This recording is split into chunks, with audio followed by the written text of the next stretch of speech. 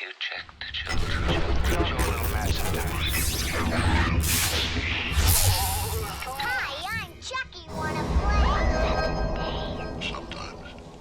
That is what You're gonna need a bigger boat. Hey everyone, welcome back to the Horror Show. I'm Cecil Laird. Fuego here. And we are here to just discuss the spoilers for Alien Romulus. There was quite a bit to spoil in this, so we're going to jump right into it. We're not going to do a whole beat by beat of the whole movie. We're just going to talk straight about the spoilers. So I think the first spoiler that we couldn't discuss is that the brother is actually a synth. So he is, but he's, I guess, like kind of a...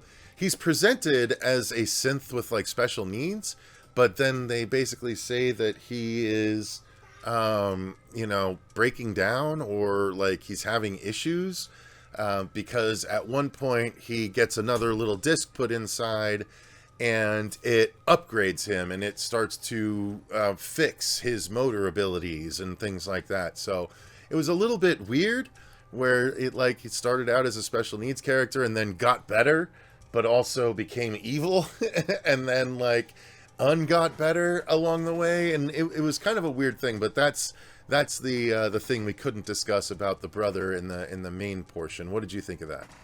Yeah, because I wasn't sure if they had actually, I think maybe in some of the promotional materials, but I don't remember them actually, making it obvious in a trailer or anything that Andy, the adopted brother, was in fact a synth. So, he's like a David, he's like a bishop, and bleed milk and all that jazz and everything. Or an Ash. Yeah, Ash, yes, which we will get to actually. But yeah, I enjoyed his character and the fact, and just I mean, he was decommissioned, right? And so Rain, Kaylee Spaney's character, her father had found him like on the junk heap and like reprogrammed him, and so that's presumably why he was breaking down. Kind of seemed like he had a mental handicap of some sort, despite being a synth and everything. And so when he puts that other little disc in from the character who we have the big reveal about the likeness that character shares, Rook, I think was the name of the character. It was like a science officer. Science officer, yeah. Yeah, and so they essentially take the little disc, put it in her brother, Andy, and then lo and behold, he goes from like almost with a speech impediment sort of thing to like very fast, fluid British, and almost like to the point where it was so pronounced and the lines were being delivered fairly rapidly at times that I was like, there's the occasional little situation where I was like trying to wrap my head around just the expansive amount of like, just, I don't know, lore and, dissertations of information that were being given and stuff. And so, yeah, I enjoyed that little bit. I feel like in most of these, I'm trying to think if in Alien 3, because we obviously had a synth in Resurrection, which was the Winona Ryder character. We had David, and then the other one that Fassbender played in Covenant. And so I think Alien 3 is the only one that I can think of from the entire franchise that didn't have a synth in it. So, yeah. She consults the top half of Bishop at one point. That's right. Bishop, the remnants of Bishop in Alien 3. Yeah, shit, okay. That, as a primary character, I guess I was more so leaning towards. But, yeah, man, so I'm not surprised. I thought the acting was good from that particular that performer. I thought it was solid, good, very, like, loving dynamic. And then when things get a little more Weyland-Yutani being the prime directive of sorts, I thought that was a cool little pivot, too. So it worked well. Yeah, and then, I mean, we might as well just lead into what we were talking about. Because it is adjoined, yeah. Yeah, when they arrive, they eventually find an area of the ship where there's been some havoc, and one of the first things they find is the face-down, torn-up torso of a synth, and they just move beyond it, but eventually they come back nearby it, and there's like a jump scare as it grabs one of the characters, and eventually they realize that they need to consult it to get information. And when they grab the torso and put it up, on the desk and connect it in order to get information, it's revealed that it is another Ash synth. So much like there are multiple bishops, there are apparently multiple Ashes, except this one was Science Officer Rook, so it had a different name, but it was the Ash actor. And this is one of the things that Fuego mentioned in the review that we had to cut, is that it's Disney's penchant for bringing back dead actors in digital roles, and that was the one that I was referring to as far as the digital effect that is not going to make everyone happy, and it looked a little more janky at the front than it did throughout the rest of the film. But overall, I thought it was a really cool reveal, and again, another great way to bridge this film into the others. And this film was bridged into a lot of the other ones, which we'll get to as well. But what did you think of that Ash reveal?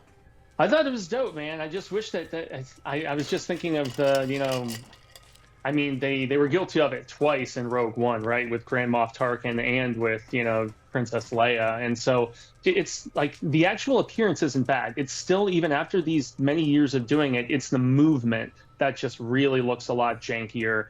But yet you see his face like on the computer terminals talking to them and looks stuff. Great in those shots. In those instances, it's fine, you know, because you understand it's going to be kind of a distorted image, you know, with the pixelization and everything. And so, and also the voice acting was like great. I know they had somebody standing in, you know, for, I'm guessing like some sort of mocap or whatever, and then they just what was his digitized that actor's name? Ian Holm, maybe. Ian Holm, yes, correct. Yeah, and he passed away a couple of years ago, unfortunately. But yeah, they did a decent job of you know, just reappropriating the likeness and everything. And I'm a little more forgiving of it because of the fact that it was so integral to the story. And even with the stuff that, okay, the aspirations of that particular character, though, was where I really was a little dissatisfied with the explanation of the work that he was doing. I enjoyed the connectivity. He was to working for WI, just like the original Ash was. Like, I thought it worked.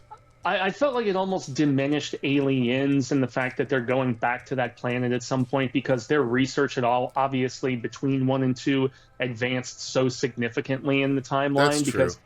I mean, they find the carcass, the frozen carcass of the one from the Nostromo out in space at the beginning of the movie, and then they were able to somehow replicate the face huggers from that parasite without a queen. That was like some of my gripes about the storytelling. I felt like it kind of cheapened the lore of the mission in the second Aliens film a little bit. I mean, it wasn't like a deal breaker for me or anything, but it's one of those where I was like, oh, that's convenient, I guess, because all the research was lost. That's why they had to go back to the planet with Ripley, you know, 50-something years later or whatever. Yeah. So that was one of my own, it's more so a nitpick, I think, than anything else, you know, but that was one of the only things that I just wasn't as satisfied with the explanation of all the face huggers. And I mean, They went for broke, though, with the huge hive and all of the other stuff that had happened with the space station. Well, and I thought we were going to get a bed of eggs revealed when I saw the blue fucking layer, right, at their feet, right? Because that's what Ripley walked into when she found the bed of eggs. Was that blue layer of laser, the blue glow on the ground? And so I thought we were going to get that, but because we didn't get any eggs in the movie. No, yeah, it was all presumably genetically engineered face huggers by this. Well, so what they did was, which was really cool, was they did make this indeed. It referred back to Prometheus. Yep, and I did not expect them to do that. Honestly, that I really liked. Well, that's what that goes with what you're talking about, right? The way he extracted that from the alien is he basically extracted the thing that the what are those dudes? The engineer broke himself down, and all that black shit that went into the water. That's essentially what, or actually no, it was some of the stuff from the eggs, the Prometheus eggs.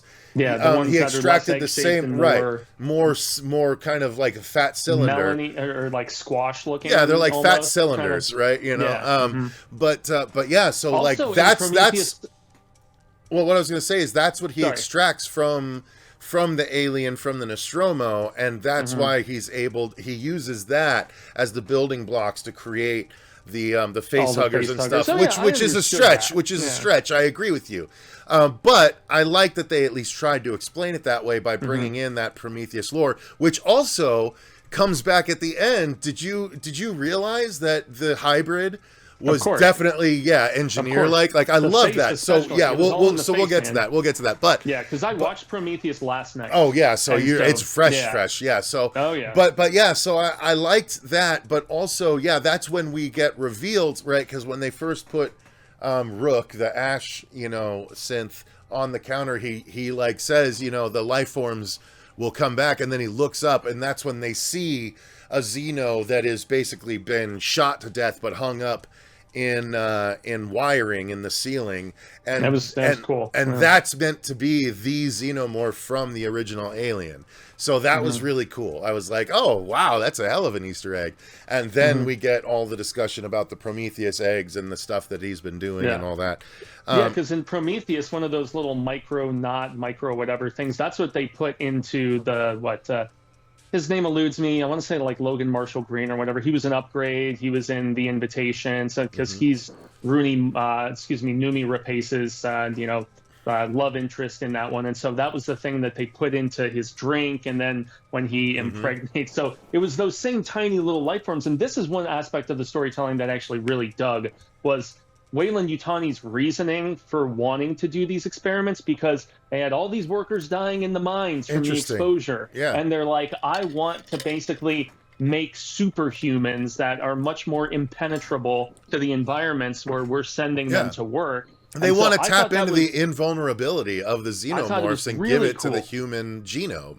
Yeah, I thought that was one of the best ideas in the entire movie. And then we get that cool reveal of they're like, yeah, it worked with the rodents or whatever, but then you see later on what actually happened. It was so fucking cool, what a reveal. And as soon as I saw that, I was like, motherfucker, they're going to call back to Resurrection, aren't they? We're going to get a fucking hybrid. So I was like, oh, awesome. And then we did indeed get a hybrid, but like amped up. A different looking one. Yeah, like a Prometheus hybrid and shit. But we'll get there. We'll get there. Yeah. So yeah, there was the whole, when the face huggers get revealed, it's because they're all in, the thing that was actually revealed at the end of Covenant, right, was that there was a bunch of vials of face huggers and stuff. It's not those same ones, but that's the same sort of environment where it's like this film kind of that keeps them suspended unless the temperature rises, and then it wakes them up and they break free and start attacking. The whole face hugger, face hugger chase scene and the face hugger scene where they have to go through the room where all the face huggers are, body temperature and everything. And, such great ideas, such very cool ideas, Yeah, and the other one that I loved a lot, one of maybe my favorite beat in the film, was how they have this fluctuation of the gravity throughout the facility throughout, and so they're like, okay, you've got the pulse rifles that are, the Colonial Marine issue, but if you shoot these things with acid for blood, it's just going to burn right through and rupture the station, and we're all going to be sucked out into space and destruction of everything. And so they have the idea, Kaylee Spaney's character Rain, her and Andy are like, if we turn off the gravity, then we can shoot at them and the blood will just float around in zero gravity, and they're like kind of trying to swim around and avoid it. And she has this cool beat where she's going right at it and she shoots the gun to propel her down. I thought that was a great idea. So that was where the third act of this movie, where the connectivity with Prometheus and Covenant started to become apparent, and Resurrection, and when the action was like really ramping up. That's why now granted, the first couple movies, it's kind of preamble, slow build, and then things find. I mean, the original film was that way too. It was the mystery and getting moderately acquainted with the characters before shit really gets rocking. But the third act, I know you said during the non-spoiler, some of these connections are going to be controversial because a lot of people did not like Prometheus or Covenant. Well, let's get there though. One of the things that Rook tells them, he tells Andy once he's been converted to Weyland-Yutani, Andy. Yeah. And he basically tells Andy that there's this, Jurassic Park shaving cream container full of specific, fluid that he extracted that is meant to be injected into humans to essentially they show this rodent being flattened, completely flattened by a press. And then they give the rodent this juice and it like reinflates him and fix all of his bones. And he's like back to normal and shit. And they're like, oh, wow, this is going to work. This is going to make humans invulnerable. And so the mission that Rook has Andy do is to take this and get it away from this crashing station and get it back to, Weyland-Yutani Command. And so that's what's kind of happened. And while they're trying to get it away, one of the crew members that we don't really give a shit about, that we've been told we're supposed to give a shit about because she's pregnant, she gets injured.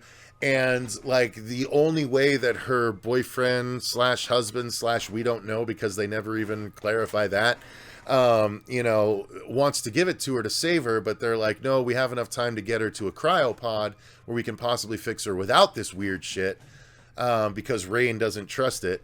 But eventually she ends up plugging herself with it when she's left alone in an elevator to go get fixed, or to go back to the ship and get in a cryopod.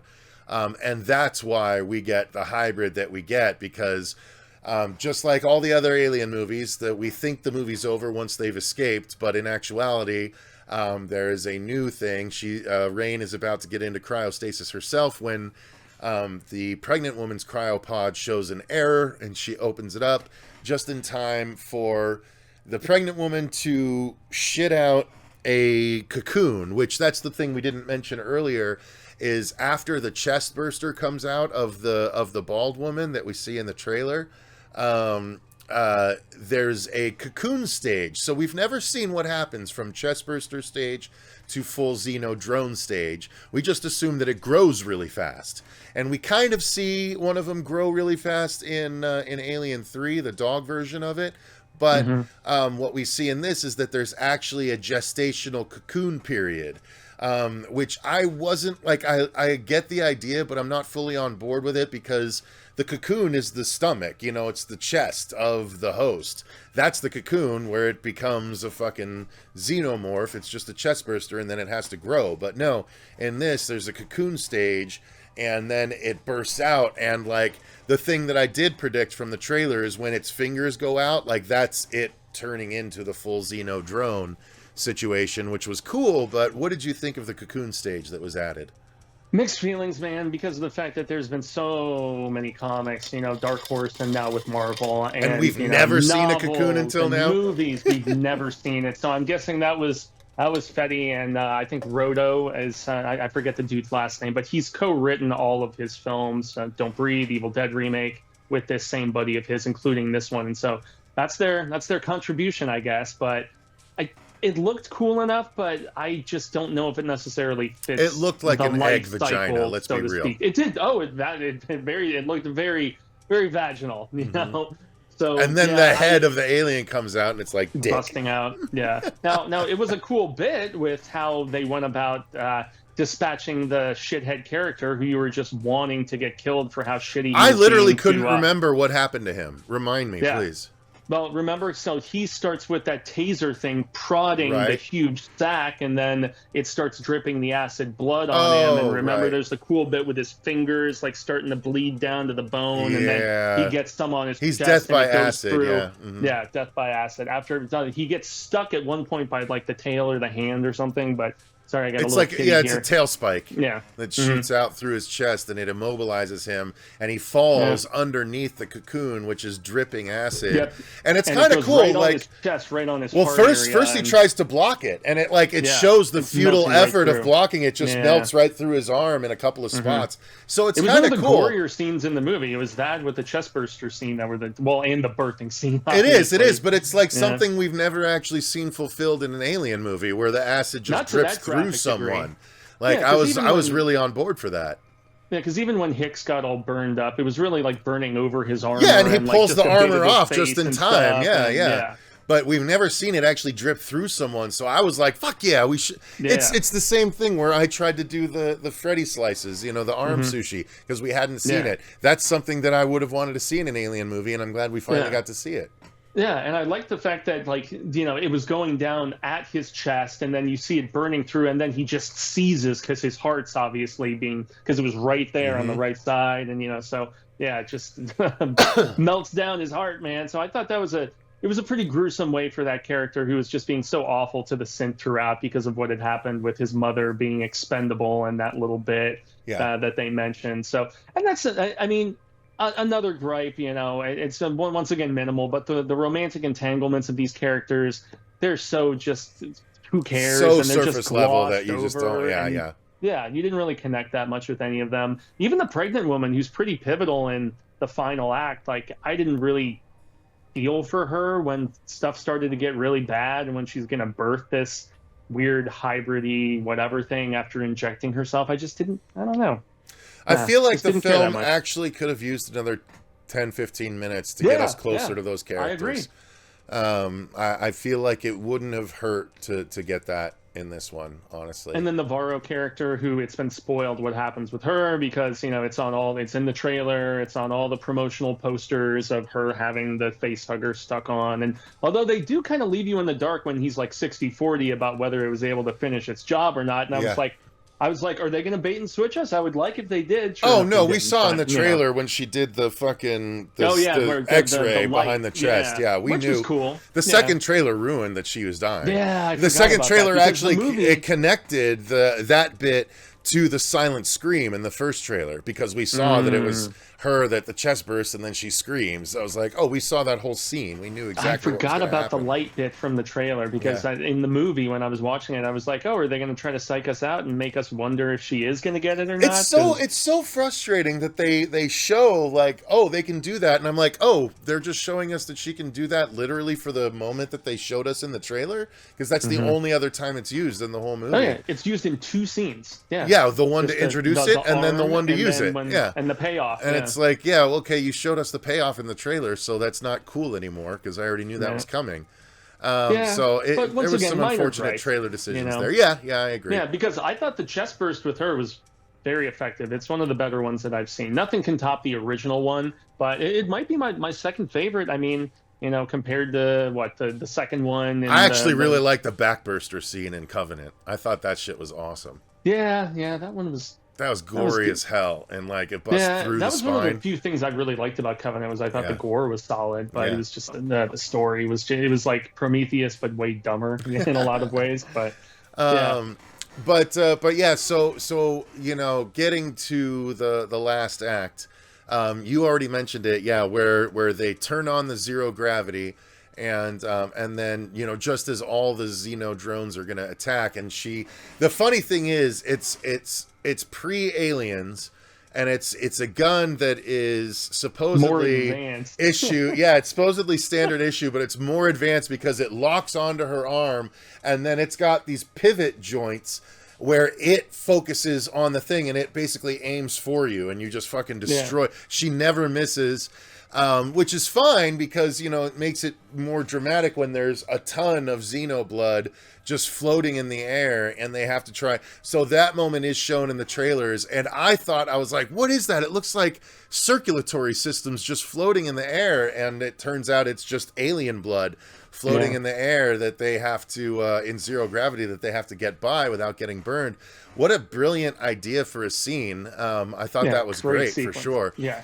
And then, ultimately, once they escape, essentially, how do they?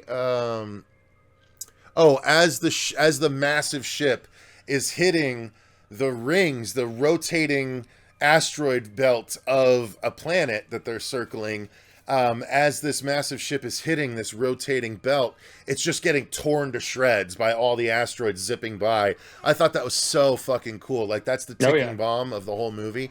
And as it's happening, they're just trying to, get away from it while the ship's being slowly just shredded by this stuff. But so eventually she escapes, but that's when the whole thing that I mentioned, where the pregnant woman ends up she shoots out the cocoon, and it starts to hatch, and the rain pulls it out of the thing and basically drops it, and its acid melts through the floor into this, mining thing, the area where all this shit that they've mined is sitting, the mining cart of the mining ship. And basically it hatches off screen as she tries to go down to get to it, and it turns into this half Xeno, half human, half engineer. creature that is also half, because it looks like it's basically flat on the back half, and most of it is just, you know, proportional on the front half, and it's got these long limbs and it has shit. the tail, it has the little second mouth sort of bit. Well, what's interesting is its second mouth is the same second mouth as the big fat face hugger from Prometheus from the end. It's that second mouth where it's like the tendril with the spikes on it, like basically what they made the Graboid look like in the Kevin Bacon trailer remake or the Kevin Bacon trailer of the Tremors. Oh, the aborted Tremors series. Yep, exactly. Yeah. I like the design. I thought it was cool. Yeah. And it was just an amped up version of the hybrid from Resurrection. And I dug it. It was creepy, and it also had one of the 4 jump scares that was great, because she gets sucked out, like she purposely rigs the ship and she gets sucked out into space, trying to get the alien sucked out, and she's pulling herself back up, and when she gets back to the ship, the thing is right there, and it starts screaming in her face and trying to break through with its mouth tongue. Until she cracks the glass and everything, and then she gets away from it, and basically as that part of the ship drops away and gets destroyed by the asteroid belt, she ends up escaping into the other part of the ship, which turns on its autopilot and basically flies away and off into the sunset. So and she gives her, you know, last survivor of the mining vessel, blah blah blah, signing off. And I mean, that stuff I bought into a little bit more so than her going around with the gun. I mean, the gun, she's such a tiny little sprite of an actress and everything, actor and everything. And so I'm assuming that's why they had the explanation of the like lock in and shooting and everything, because she's so tiny, no weapons experience. And it was a funny line from that dude, her ex-boyfriend, who was like, and she's like, "Where did you learn all this stuff?" He's like, "Oh, games and magazines and stuff," which I thought was funny. All right. And then one other line that the callback of "Get away from her, you bitch" made the whole audience laugh because of how he delivered the word "bitch." I was hoping he was just going to leave it at "Get away from her." Confused, because he. So there's this scene in an elevator shaft where they're trying to get away from a bunch of Xenos attacking from below. The elevator car is way at the top, and they're climbing, and then the girl falls down a lot of the shaft, and because the gravity kicks back in. The gravity kicks back in. Yep. Yeah. And she falls down the shaft, but is caught by one of the Xenomorph's tail as it, and it basically like puts her over on the ladder, like, here you go. Yeah. I'm going to terrorize you for a minute. Yeah. And, that's going to be a great pitch meeting. But so it gets closer, and then the elevator shoots down and knocks out most of the Xenos, but not this one. And it comes at her anyway. And so her synth brother Andy drops from his higher portion and basically hits the Xeno and starts shooting and rides the Xeno all the way down the shaft like Dr. Strangelove on the goddamn rocket. Yeah. And then he's like, they hit, and he's like, "Get away from her." And then shoots and then goes, "You bitch." Like, and it's the stammer comes back just in time for him to say bitch, and it's like, oh yeah, I was thinking of so Jimmy forced. from South Park, dude. You bitch.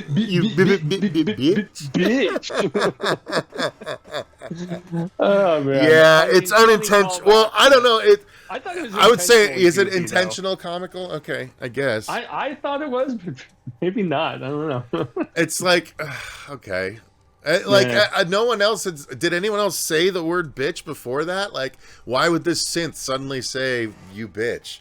It doesn't. It didn't make sense to me because he's a synth. But all right. Yeah, I thought he should have cracked one of his dumb jokes or his dad jokes that he was saying the entire time. That would have been more naturally funny. Yeah, going down at least. But he just said going down. Like it's a simple elevator joke. Yeah, all of his punny bits. So I mean, I think that pretty much covers all the spoilers, right? Yeah. At this point, man. All right, well, let's call it there. Yeah, I'm just really curious how people who didn't like Covenant and Prometheus are going to react to the connectivity, because the fact that it takes place between 1 and 2, I would imagine a lot of people, myself included, thought they were just going to kind of disregard all that stuff. But then again, keep in mind, Scott Free produced this. Ridley Scott is on as a producer. He he wanted to make his third film and complete that trilogy, and he wasn't able to because of the underperformance of Covenant. So yeah, I don't know. And then I'll still forever be sad about the Alien 5 that Neil Blomkamp got cock blocked by Ridley Scott and wasn't able to make. But I as I said in the non-spoiler, I felt like this is a worthy enough entry to the franchise. Now, it's not as much of a revelation as like Prey was for the Predator franchise, as far as kind of rebooting things and getting it going and revitalizing. But it was still quite enjoyable. And despite that, all my gripes, I feel like, are relatively minor, especially because I really enjoyed the third act when it amped up and when it really lent into the lore that the two prequel films had laid out. So I think I need to rewatch Covenant, and then I need to rewatch this when it hits Blu-ray, and then I think we need to revisit our tier list. Yeah, I mean, that's a good idea. Shout out to Marsha. And we need to add Prey, because I don't think we had Prey at the time. Yeah, and also a shout out to Marsha. She moved, and so she's not. She kind of moonlights with us when she can and everything. But we had reviewed previously here on the channel all of the entries in the series with her, and so yeah, that's why I was kind of giving her a little crap on the text thread today. I was like, "You're not going to see it. I have kids." Yeah, she's like, "I have kids." I'm like, "Oh, okay, all right, never mind." Oh, okay. All right, so let's call it there. Thank you guys very much for watching. Thank you to all of our patrons for supporting the channel the way that you do.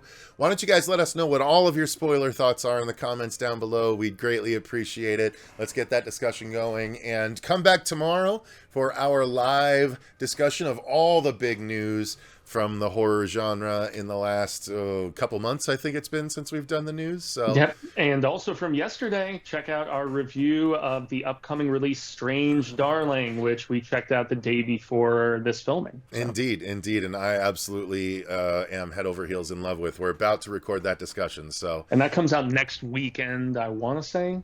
We have so much, like next weekend we're also going to be seeing Blink Twice, Stream, and what's the Crow. So like we just got ahead by doing Strange Darling early.